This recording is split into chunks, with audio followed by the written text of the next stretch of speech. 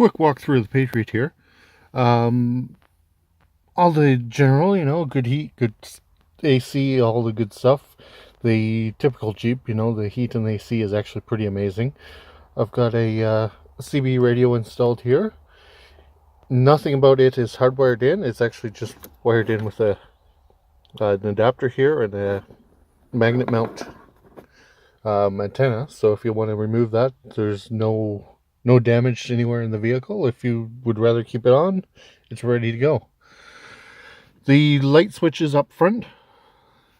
I've got the light set up so that none of the accessory lights will work unless the parking lights are on, and even then that's a master switch. So at any time you can just flip that lever down and kill all the accessory lighting. 3 panels, 2 banks on the top, on the roof, one on the bumper, and I also have a accessory voltmeter mounted here.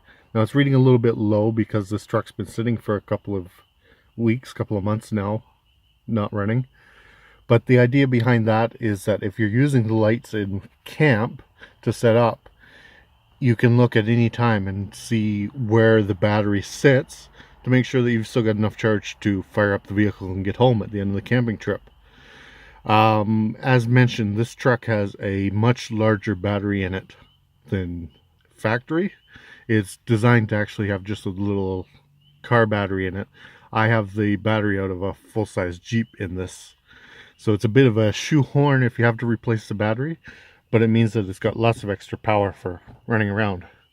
Let's just fire it up real quick here.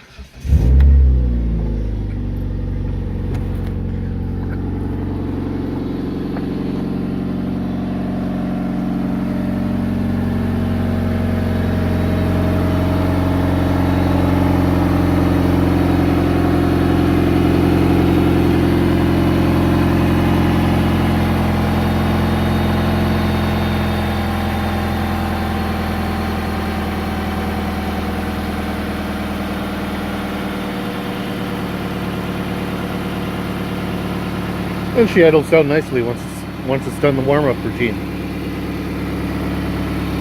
So like you say, it's a bit of a job to get that battery in there if you ever have to replace that. But nonetheless, it's good having that extra charge available. And all the lighting is wired with a complete accessory set of power units. Let me shut down the vehicle for a second and we'll continue walking around. So yes, like I mentioned, all the wiring, all the external lighting is set up with its own properly wired accessory panel.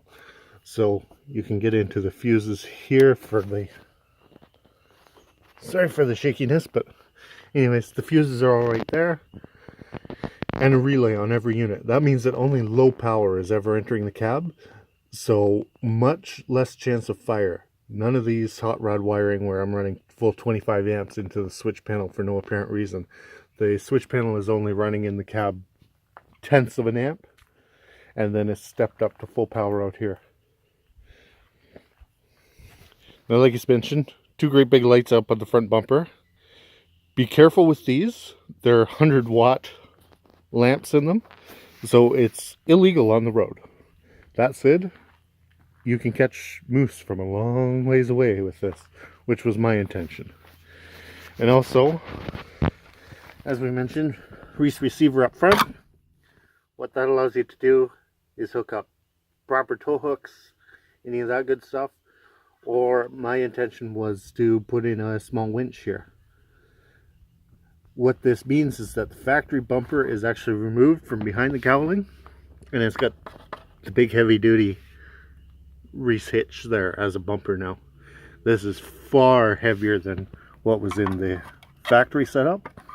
It means that in case of an accident, the person in front of you is going to curse you.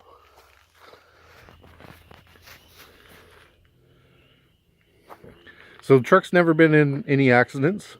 However, you can see there are a couple dents here on the A-pillar. In 3 separate occasions, a tree has fallen on this truck while parked in the driveway. It survived every one of them, so life's good. But it's got a couple of dents to show for it. And those would be an absolute pain to remove, and they are behind the airbags. Little known fact, this truck wasn't supposed to come with side curtain airbags, but they're in it. Having tore it apart and rewired things, I found out they're there. Again, LED lights up top. 4 of them on 2 sets of switches so that you can light it up as need be. And the bike racks. These are Yakima, I think they call them high rollers. They're about an $800 rack each retail, so they're pretty good. Another quick look in the interior. Walking around.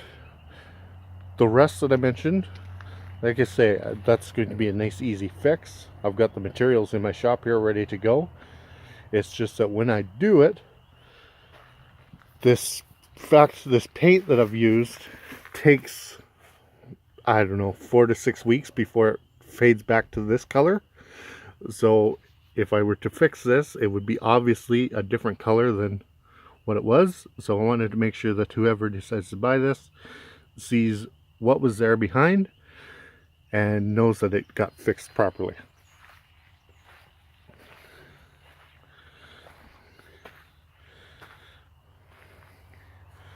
Like any good camping vehicle, it's got a little bit of use and abuse in the back, but that's not the end of the world. And a rarity, this one was actually spec'd with a full-size spare. Now that's factory full-size. It's got factory-sized tires on it again right now. It can fit up to a 225/75 16, which is about the equivalent of a 31-inch wheel. And again, shooting back to the interior, 60/40 split bench.